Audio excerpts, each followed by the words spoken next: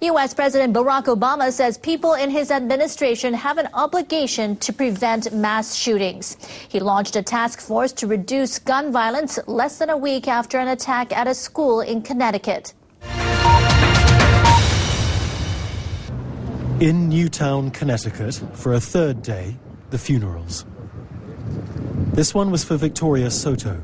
She was 27, a teacher, and she tried to shield her 6- and 7-year-old students from the gunman. Mourners wore ribbons of green, her favorite color. Her friends and other citizens of Newtown spoke about her. She did not have a mean bone in her body, always smiling and laughing, and you could hear her down the hallway. She was a great person. My wife's a teacher, too. And I think any teacher would do what Vicky did and not blink and just do whatever had to be done to protect those children. Today's just another sad day in the state of Connecticut. One more of the 27 funerals that are occurring. And ever since Friday morning, we haven't had to look too far to find sadness, and we're finding sadness again today. The profound grief of Newtown has translated into outrage, too, boiling across America, and a new keenness to tackle that hardest of American tasks, controlling the number of guns and the kind of guns that are readily available here. Greater access to mental health care, bans on assault weapons, and stricter background checks will be on the top of the agenda of the task force Obama's created.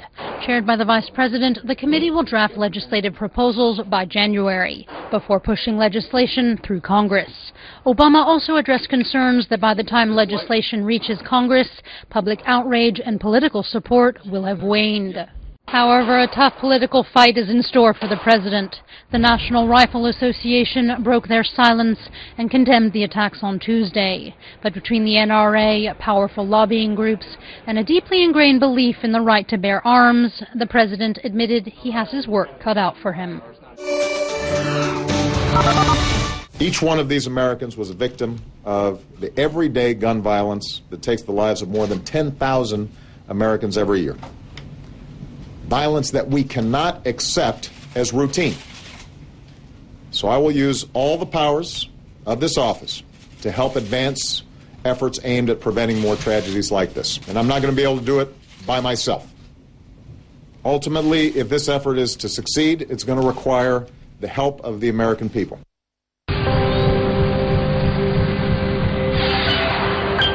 In Camden, New Jersey, a record-breaking 1,100 guns turned into the police buyback after the Newtown shooting. Some people saying they wanted the guns out of the house, a sentiment the president hopes to take advantage of. It won't be easy, but that can't be an excuse not to try.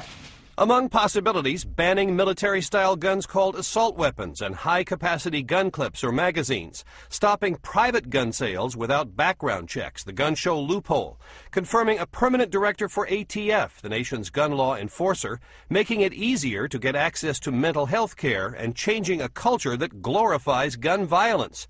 Democrats are pushing to bring back the assault weapons ban that ran from 1994 to 2004. They want to ban guns like the Bushmaster XM-15, the type fired in the Newtown school shooting, similar to the U.S. military's M16 used in combat. But some studies say the number of mass shootings has stayed about the same over the past 3 decades, an average of 20 a year, even with the previous ban in place. Overall, an assault weapon ban is a good idea. It will take a bite out of crime, ordinary crime, but when it comes to mass murder, maybe just a nibble.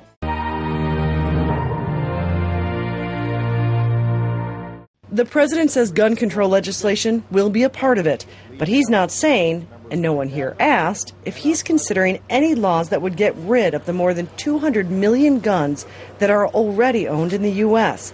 The last ban applied only to production of new weapons, and just 18 were outlawed.